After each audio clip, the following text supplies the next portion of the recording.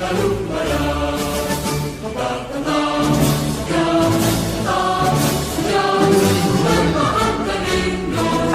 untuk perangkat Paskibra, pelatih Paskibraka Kabupaten Aceh Timur, Dedi Prayitno SSTP MSP dari Sekretariat Daerah Kabupaten Aceh Timur, Bribka Breni Hardianto SH dari Polsek Idiraya Polres Aceh Timur.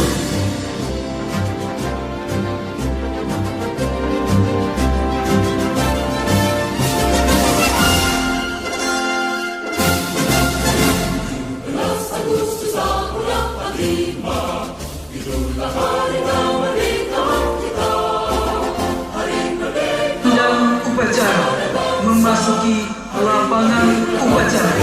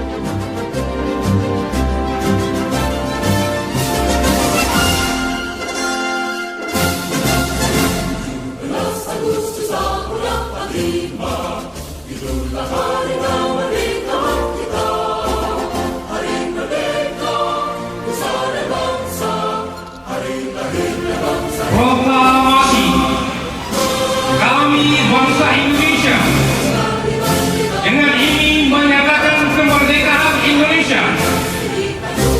Hal-hal yang mengenai pemindahan kekuasaan dan lain-lain diselenggarakan dengan cara seksama dan dalam tempo yang sesingkat-singkatnya. Jakarta, 17 Agustus 1945. Atas nama bangsa Indonesia, Soekarno-Hatta.